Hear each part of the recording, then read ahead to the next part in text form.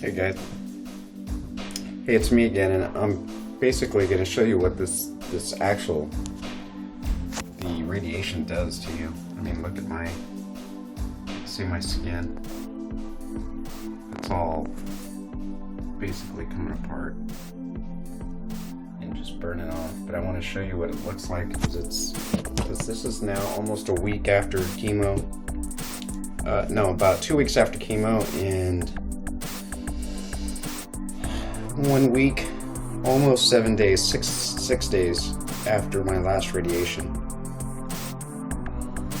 Right, I just put my ointment on, and I can just take a regular gauze, and just wipe over the spots, the areas that were treated. I don't know if you just saw that, but just massive pieces of skin just come off. So it's basically my skin is just falling off. And I believe it's the dead skin. Look at that and see how that is.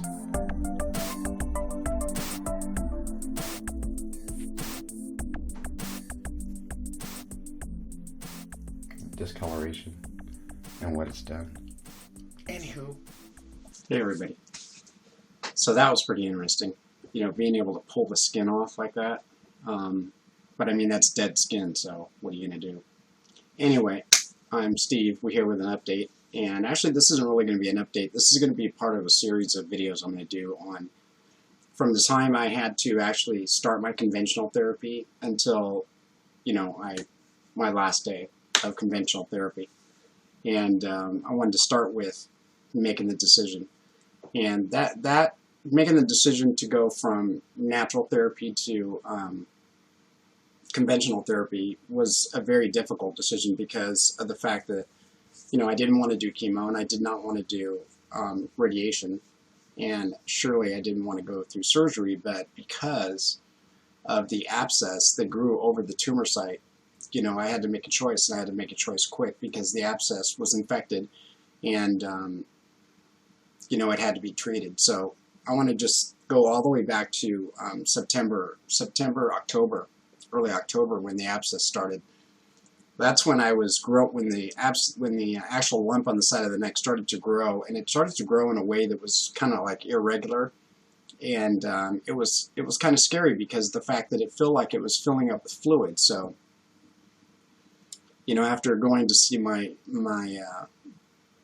regular doctor, the doctor that actually has been with me here for quite some time, and finding out that it actually was an abscess that grew over the tumor site. It wasn't it wasn't actually the tumor itself.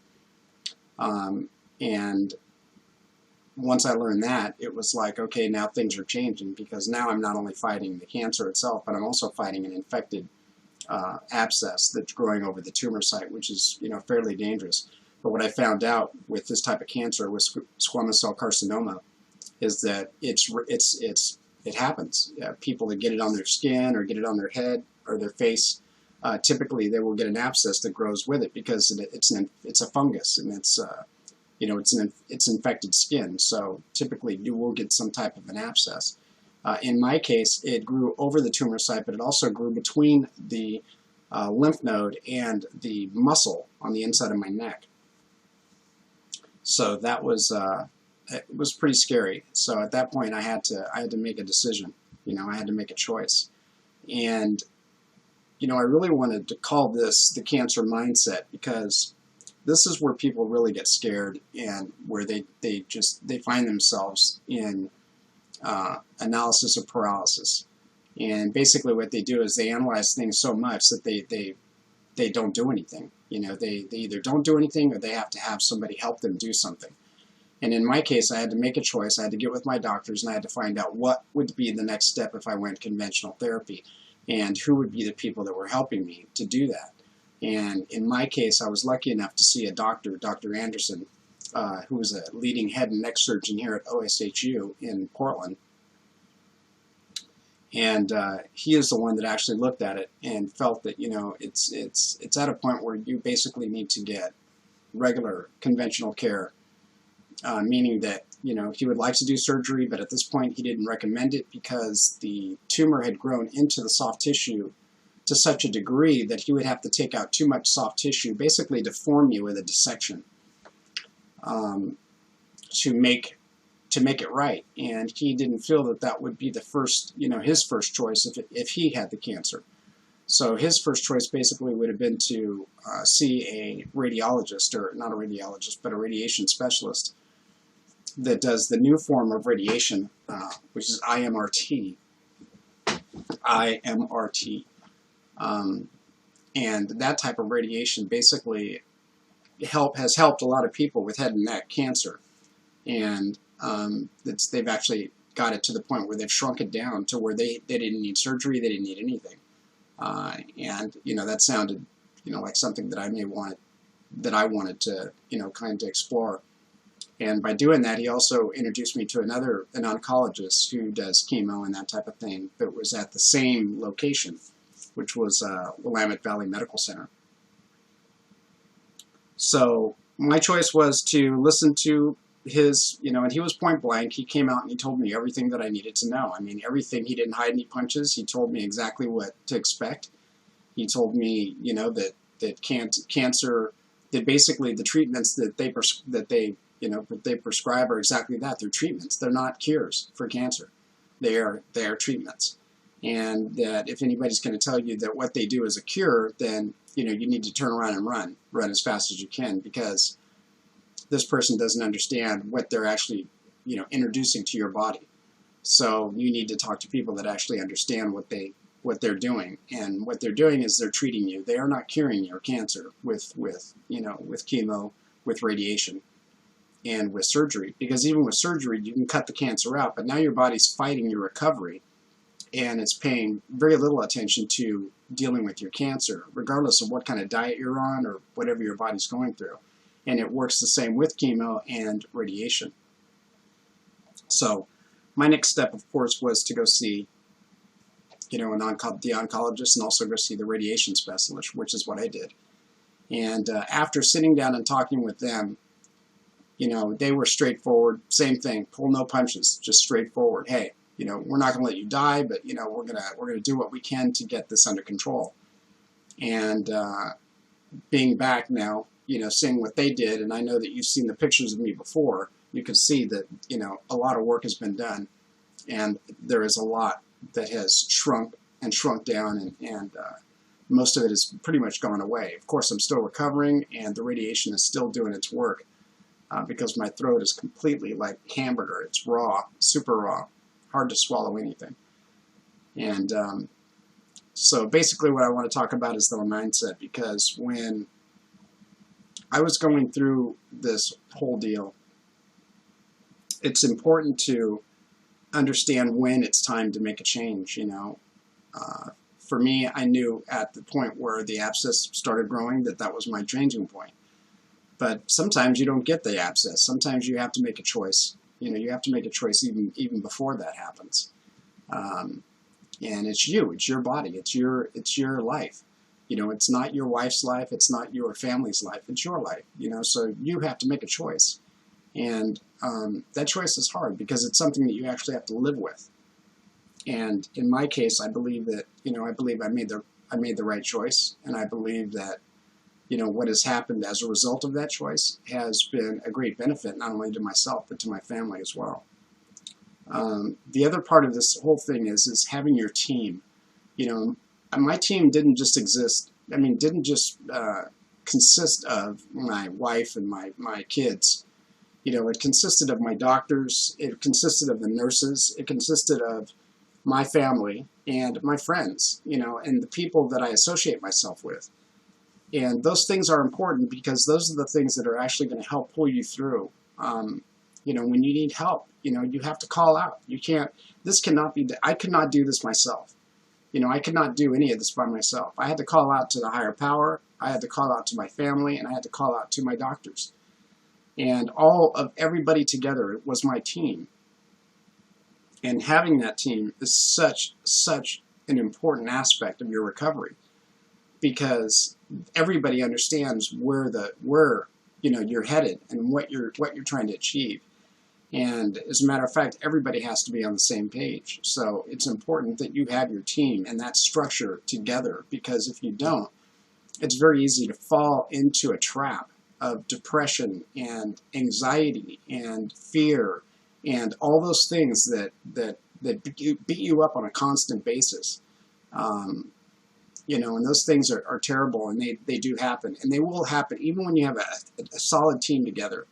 You know, these type of things happen, and it's important that we're all together and we're all pulling for each other, and we're all, you know, trying to achieve the same thing. The other thing is that person in the mirror that you look at every day. You know, my dad used to tell me that, you know, your greatest critic is that person you look at in the mirror, and I truly believe that. I don't believe that there's anybody that's a worse critic than I am. You know, when I look at myself and I critique myself and I look at the things that I've done in my life,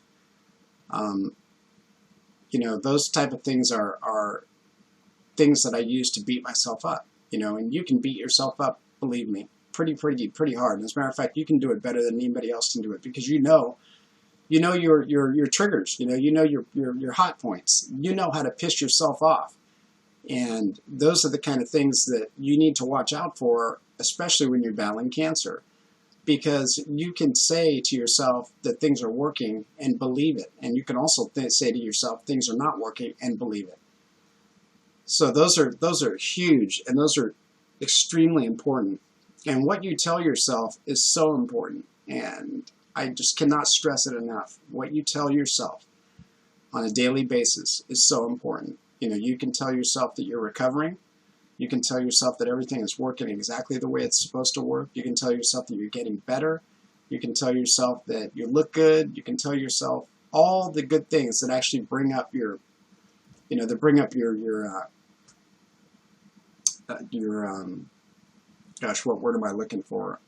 You know, your self-motivation, or whatever drives you on a daily basis. You can tell yourself things that actually help you, but you can also tell yourself things that can destroy you. And those things are that things are not working, that you haven't done the right thing, that you are struggling with something but you're not asking for help. You're fighting demons on a constant basis, you know. You know, these are things that I understand really well because, you know, as a recovering alcoholic, you know, I knew from an early stand in my recovery that, you know, what I was telling myself actually determined where I was headed, you know, in my recovery. So being able to be positive, you know, positive versus negativity. I mean, you have to be positive regardless of what you're doing, because without being positive, you know, you're actually pulling yourself down. And when you're fighting cancer, you need as much uplifting as possible. And I'm not talking about from just other people telling you that, you know, that you're doing good and you're looking great and things like that. But I'm talking about you telling yourself those things, because those things are so important. They were important for me. You know, the first 2 weeks of my therapy were some pretty hard weeks because a lot of things happened, and that I'm going to go into my next video with that. But there were some pretty hard weeks, and I needed to, because I didn't understand what was going on, and I didn't understand how the radiation and how the chemotherapy were working together to help me battle this thing, with also my diet and with also, you know, the nutrition factor that I had going on, and how I wanted to treat my body, you know, as an individual, versus how the doctors wanted to treat my body. So those kind of things were like things that I was fighting with, and I was, you know, trying to figure out, with this stuff, is this stuff really going to work? So I want to leave this video with that. I don't want to make it too long, but what I wanted to say is your mindset is so important. What you think is so important when it comes to your recovery from cancer. And you know, I'm a living example of that. I'm finished with my therapy. And quite honestly, the home health doctors that come and see me now cannot believe how my recovery is going. So, you know, with that, I can only contribute that whole thing to how I think about my recovery and how I think about this whole process and how this whole thing has come together, and how, you know, my higher power has blessed me with such a team that everybody was there when I needed them. You know, the prayers were there. the doctors were there. My family was here. I only had to reach out so far, and people were there for me to touch. So I just want to let you know that if you need help with any part of that, please contact me. I'm here anytime. I'll answer anybody's questions. You know that. Just leave them right on my channel. Leave them right below, and I'll do that for you. But mindset is an important aspect of your recovery. And please, if you need any kind of assistance with that, let me know. Thank you for watching my video.